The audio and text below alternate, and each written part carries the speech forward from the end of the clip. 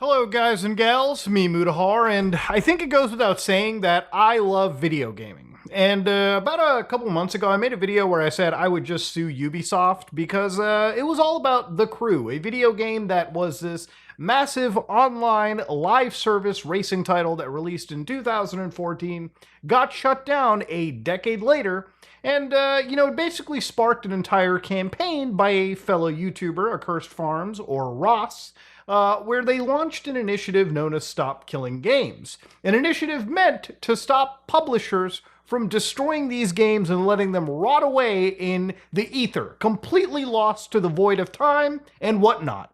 Now, of course, again, to preface, I enjoy video gaming, and I've been a video gamer for pretty much all of my life.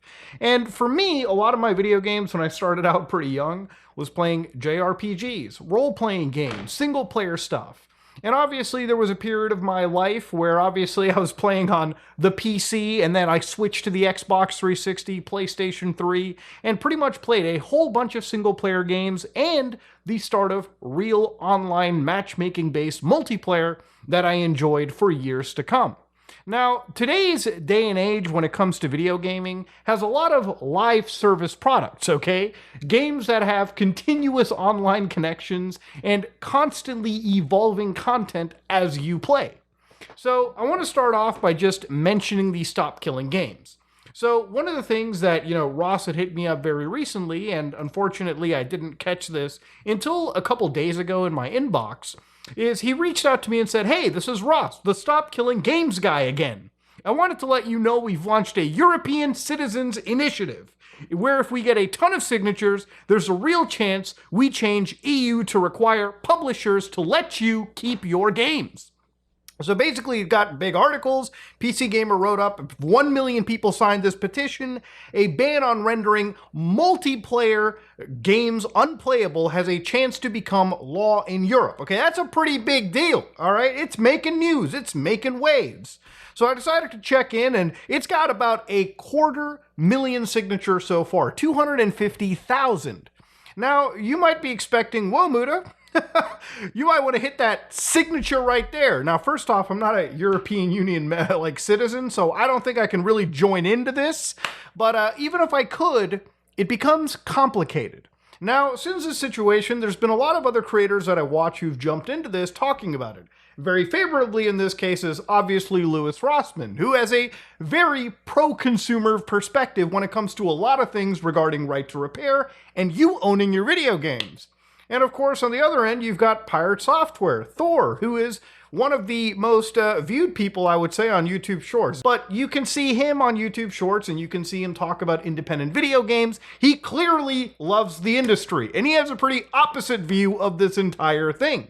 He made a 15-minute long video where he discussed this entire piece, and where I can really summarize it, he doesn't really appreciate the vagueness of this petition, of this initiative. So I wanted to really dive in and talk about this. But before we discuss this, we have to get some definitions down, okay? What is a live service game, Muta? Now, you might have heard of this term. It's a pretty dirty term. Sometimes it feels like you're using a filthy curse word, but a live service game is the best way to define it, a game that has a consistent online connection, okay? Meaning that as you play this game, you are connected to an online server somewhere out in the world. So one of the best examples I'll give you is Grand Theft Auto 5, or Grand Theft Auto Online specifically, and Rainbow Six Siege. Now, in Rainbow Six Siege's case, this is a game that when you purchase it, you are told you're not buying the game, you're buying a license to access their live service. The live service is basically the ability for you to play a 5-on-5 tactical shooter with people all over the world. Now, the way the live service model works is you have to have an online connected experience, and this experience typically involves the game evolving in a live fashion. So if you load up Rainbow Six Siege right now, you log into Operation New Blood, which is the current season of the game. Now, if you look at Rainbow Six Siege from day one of its release to right now, you're probably going to notice that these games look absolutely different. The maps have changed, the lighting models have changed, the gameplay has changed, microscopic things at times have changed, and of course, the operators keep evolving. So they have brought in new characters to play as, they have introduced new maps, reworked existing maps, and actually removed maps from the game. So when you play a game like Rainbow Six Siege, in year 1, for instance, it's going to be a lot different when you play it during year 4 of its life cycle, then year 8, then year 9. So that's kind of the general idea. Now, obviously, it's unreasonable to expect any developer, as large or as small as they can be, to keep supporting these games indefinitely. At some point down the road, Rainbow Six Siege will drop off players so much that it actually costs more to run the online service for the game than it's worth actually, paying for, right? Because there's just not enough people there. And also, you're not really expecting Ubisoft to have every single build of the game active at any moment. Let's say that you enjoyed Rainbow Six Siege from like 2019. You don't like it now. Well, unfortunately, because of the live service model, you have to stick with whatever changes the publisher/developer push to the game.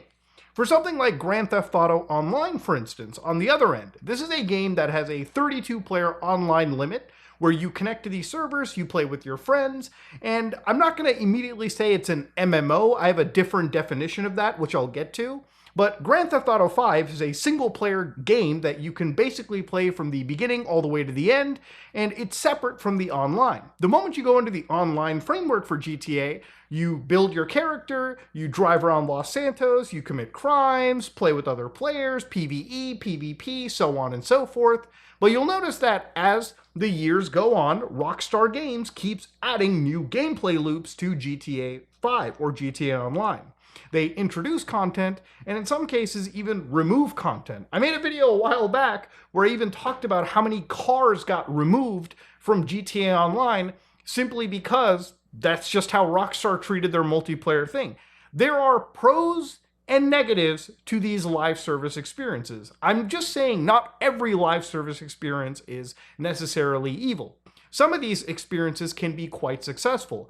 I've gotten thousands of hours out of GTA Online all without purchasing a microtransaction.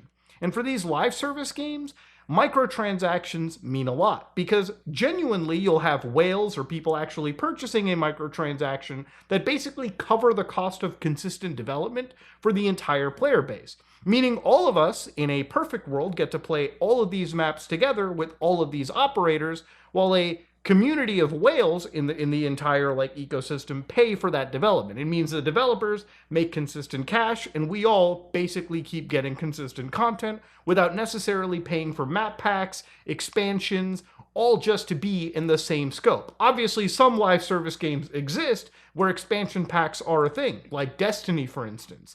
But that's genuinely, from my experience, the exception, not the norm.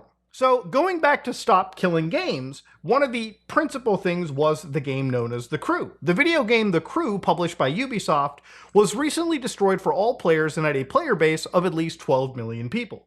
Due to the game's size and France's strong customer protection laws, this represents one of the best opportunities to hold a publisher accountable.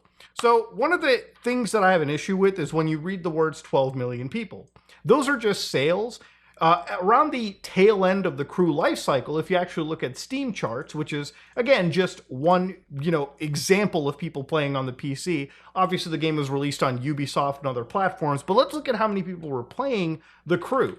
So when you look at The Crew, typically around its release on Steam, December 2014, it had 12,000 something players. And obviously around 2018, when this massive drop-off occurred, this is when Ubisoft released The Crew 2 and then later The Crew Motorsport. So the amount of players that existed at this point, at least on Steam, did not show a significant amount of players. And this was obviously not worth more than paying to keep the game alive. And obviously, The Crew being a racing game with real-world vehicles, they had to worry about licensing costs and everything else. So eventually, Ubisoft pulls the plug for this multiplayer, live service game that they had. Now, this is where I sort of deviate from Thor or Pirate Software's example. Now, obviously, when you're developing a game, what happens with multiplayer stuff is client-server-side development, so sometimes there is genuine calculations that are happening on a server. And obviously, the client in this situation simply communicates back and forth with the server to get, whatever it needs just to keep the game functioning.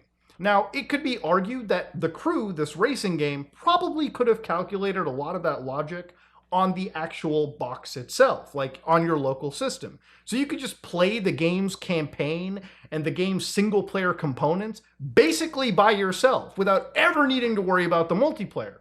Now, depending on how they coded the crew, maybe this was possible, maybe it wasn't. But one of the actual, mentions in this entire initiative is that towards the end of life, maybe it should be the responsibility of these publishers or developers, at least as large as Ubisoft, to find and finance some sort of way to keep offline functioning. So when I'm reading through this entire piece, what they basically said in the FAQ for the Stop Killing Games is an increasing number of video games are designed to rely on a server the publisher controls in order for the game to function. So what I think they're kind of referring to, and obviously it can sound somewhat vague, is you could look at this in a million ways. It could, at worst, be when a developer makes a single-player game, genuinely could be played by just, a couple of your friends. So, for instance, imagine if, Gearbox, when they were releasing Borderlands 3, decided to make this a live service experience. Yet you could still only play with 4 people at any given moment. What that would basically sound like is they're taking a single player, type game and just adding online DRM, like this forced connection or forced server requirement, just so you would have to be connected to their server. Now, I guess one could compare this to something like Elden Ring, right? Which there is an online, component to Elden Ring, a pretty big online component. You got co-op, you got PvP, you've got entire quest lines that involve you communicating with other players. That doesn't mean that if you don't have an internet connection for some reason, or if you're like me underneath Linux using a certain mod to get super ultra widescreen, basically cut off yourself from the internet, that game doesn't function. Obviously, Elden Ring and any of FromSoft's titles can function without an internet connection. You just miss out on that significant online component that those games provide. It doesn't mean that those games can't process a lot of that game logic, like AI and whatnot, locally. Now, obviously, the way that The Crew, Elden Ring, and even Borderlands 3 are all programmed in different fashions. But the way that Stop Killing Games describes it, or at least that is the worst example that I'm giving you. That is the most evil version of online-only DRM affecting titles. Now, on the other end, you also have games like MMORPGs. Now, imagine something like, World of Warcraft. Now, you probably can expect that those games have thousands of players built into them. It's not just the fact that those are online games. It's just that those are also games that require you to be connected online to the functionality, the core identity of that game is centered around you being, in a pool of players doing group events together. There are entire economies in MMORPG games where tens of thousands of players participate in jobs online, like carpentry, like coal mining, like cooking, to create items, putting them on an entire internet storefront within the game and selling them in auction houses. There are economies, there are guilds, there are entire reasons for MMO games being these multiplayer focused experiences that just can't be replicated in these single player settings. So there is a lot of vagueness that I think should be addressed going forward into the Stop Killing Game stuff. I'm not against this idea in practice. I want video games to be preserved, but I understand that live service and online-only experiences involve a lot of games where they have legitimate need for it. Games like Pokemon Go, mobile titles, for instance, where a lot of the online-only functionality, the need for you to be connected to the server are important and are basically the groundwork for those amazing mobile experiences or MMO-era experiences.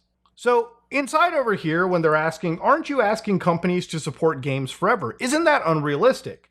We're not asking that at all. We're in favor of publishers ending support for a game whenever they choose. What we're asking for is that they implement an end-of-life plan to modify or patch the game so that it can run on computer systems with no further support from the company being necessary. We agree it is unrealistic to expect companies to support games indefinitely and do not advocate for that in any way. Additionally, there are real-world examples of publishers ending supports for online games. So some of those games are Gran Turismo Sport. Now, Gran Turismo Sport is a racing game where a lot of the AI, I believe, is easily calculated, or in fact is calculated locally on your consoles anyways. All that Sony was basically doing was detaching that metagame online-only DRM and basically giving access to a majority of the content back to the players who locally had that game anyways, through a patch. Which, while again it's not perfect, the game probably shouldn't have had those online connections to begin with, and maybe it's worth targeting those games specifically, but the patch is an ideal thing. What this campaign or initiative wants to do is get politicians to create laws that make this more of a requirement rather than a company basically throwing a bone. So one of the things they mention is, isn't it impractical, if not impossible, to make online-only games work without company servers? Not at all. The majority of online games in the past functioned without any company servers and was conducted by the customers privately hosting servers themselves and connecting to each other. Games that were designed this way are still playable today. So what they're basically referring to is, let's take League of Legends, for example, right? Now, League of Legends is a multiplayer game that is run by Riot. But in order to play League of Legends, you got to make an account at Riot. You got to connect through Riot Games. You got to run their launcher. And all of the actual processing is handled on their servers. All of the games you run, even if they're with bots, are run on their servers. Now, in comparison, something like Counter-Strike, for instance, you can download the client and you can host games over local area network, LAN connections, and play them without ever needing Valve, all right? You can basically host a server on your local box and invite people locally to connect to you. There are games with dedicated server, binaries where you can launch them and basically run servers and then have people around the world connecting to you directly. There are a lot of Minecraft servers, for instance, that are run. I have a Minecraft server that I run in my server in the basement. Anybody can connect to that server, and it's independent of Mojang or Microsoft. So that's what they're referring to. Now, obviously, I would prefer every game to have dedicated server options and LAN functionality, but depending on how that game is programmed or how it's designed, maybe it's not as much of a possibility. And obviously, you can't be expecting this for games that are MMOs, where a lot of that information can be proprietary, right? Like, you don't expect Blizzard or you don't expect, Square Enix to be handing out these server packages for Final Fantasy 15 or 14 Online, or, Blizzard when it comes to World of Warcraft. There are, again, issues when it comes to giving your IP out in that way. So when they discuss large-scale MMOs, isn't it impossible for customers to run those when servers are shut down? Not at all. Limitations can apply. Several MMORPGs that have been shut down have seen server emulators emerge that are capable of hosting thousands of other players just on a single user system. Not all will be this scalable, however. For extra demanding video games that require powerful servers the average user will not have access to, the game will not be playable on the same scale. So what they said is, if a game server allows 5,000 people, maybe a local version of that server emulator can support 500. So one of the examples I want to compare over here is one known as The Matrix Online. Now, you probably never played this MMORPG, and I wouldn't fault you for it, but this is an example of when a game gets shut down by, and I believe the publisher in this was Sony Online Entertainment. What people had done was they had reverse engineered the actual server files, and you can download them, run them, and basically play the Matrix Online MMO right now, if you wanted to, locally on a system, or maybe even invite some of your friends. Now, right now, nobody's playing this fucking dog shit online, but that doesn't mean that nobody wants to play it. You could download and experience this if you wanted to. So, Project Meteor, for instance, if you wanted to play the original version of Final Fantasy XIV, which doesn't exist anymore, remember, Final Fantasy XIV released, absolutely had a terrible launch. Then it got rebranded and re-released as a Realm Reborn. But if you want to play that original version, there is a project emulator that exists. You can get this operating and up and running and play this by yourself. And there's footage of this individual, Dark Fusion, who actually put together a quick Final Fantasy 1.0 build and actually loaded it up and started playing the game. So you can play this original version of the game, which I guess technically means that it is a preserved version of Final Fantasy 14. And sometimes what'll happen is with certain games that are online only, like MMOs, like Dragon Quest X, what'll happen is a single-player standalone version of the game will even be in development, just so people who wanted to play that content can actually play a mainline version of a long-running JRPG series offline. So where they're right about that whole like server emulator stuff, the reason I'm bringing this up is to, again, bring the nuance. I feel like a lot of how this is written is with people who have grown up in a similar, vacuum like me and have played a lot of these games and have experienced some of these server emulators and patches for a lot of these video games. Obviously, the world we live in now is a bit different. But that's why this initiative exists, because this serves more for me as some level of course correction. I think, in this situation, Pirate Software is a little bit right in that maybe the scope should be more directed towards the real bad actors in the situation. Because look, not all live service software is bad. Not all MMORPGs are terrible. If we're forcing actual developers to be, thinking of the end of life, then maybe there should be a distinction between, publishers or developers that sell software that very clearly signals that it is a license, it is meant for multiplayer only, and if that advertising is properly reflected, like one of the things that I hate when I go out and purchase a video game physically is when it comes to a lot of these live service experiences, it almost feels like the words internet required and live service is so hidden on the box that it might not even be noticeable to a lot of people who are purchasing video games, right? Like, for instance, if you go out and buy Metal Gear Survive, it's a live service experience that I absolutely would love to guarantee doesn't even need the internet to function, but it's one of those experiences where it requires the internet, literally, in my opinion, as a DRM, more so than it actually needing internet functionality. But if you were to go out to the store and the store would literally say on the box of the game, like, when you purchase a pack of cigarettes and it basically says, hey, bitch, you'll get lung cancer smoking all of this. Maybe on the packaging for these games, you should have a giant red strip that says, this game will only be alive for a period of so-and-so years. I feel like if that was brought up, or, hey, this game disc does not contain all of the actual content you need to load up the game offline, then it might actually trigger some of these developers and publishers, rather, specifically to make versions of video games where needing the online is only needed on a situation where it is required. Like if you're launching an MMO, or you're launching a game where it is a multiplayer focused experience. Like obviously when you purchase Rainbow Six Siege, like I mentioned at the beginning, you're not buying it with the expectation that there's some crazy offline component. From the fact, from the purchase, that you're buying it to play online exclusively. But if you're buying something like Elden Ring, which obviously that's a different example here, better example would be if we brought up The Crew. If you're purchasing a game where even on their actual directory, they'll tell you it can be played solo, it has a single player experience attached to it, then it should be told on the box that this game will be alive for so on and so forth. And if you're purchasing this for the single player experience, you might as well spend your money elsewhere. Maybe the wording should be changed around, maybe things should be brought up. But the more and more I look into it, obviously, I think Ross comes from a really, really good place. I think that his heart is in the right place, and he's focused very much on the preservation of these gaming experiences. And I can also see where the vagueness can hurt when brought up by Pirate Software. So obviously, it's a pretty complicated, nuanced thing, and I wanted to really talk about it and really put my head into it and really get all of my thoughts out, because it's a really complicated situation. But at the end of the day, I think everybody talking about this, me, Ross, Lewis Rossman, Pirate Software, and everybody that's involved in this medium, this world of video gaming that we love so much, I think all of us just want the best. We want these games to be preserved. We want these experiences to be uncompromised.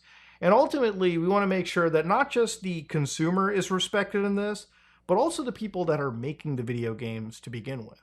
So, ladies and gentlemen, yeah, I really wanted to talk about, stop killing games. Obviously, I support game preservation.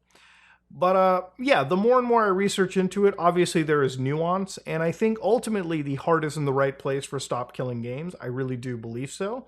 And even if it is very vague, again, the heart is in the right place, and honestly, maybe there is a requirement for the government to at least touch upon how games are advertised, how games are sold, how games are even licensed in this case, just to make sure that, I don't know, just to make sure that consumers are respected in the best possible ways. Obviously, if you're somebody developing an MMORPG, you might be more of an exception out of it, but if you're a developer that is creating live service experiences like Suicide Squad that exist literally as looter shooters with online DRM attached, maybe you should absolutely be focused on by this campaign and legislators in making sure that that aspect of gaming dies right now before it actually gets worse than it already is. Ladies and gentlemen, if you like what you saw, please like, comment, and subscribe. Dislike it if you dislike it. I am out.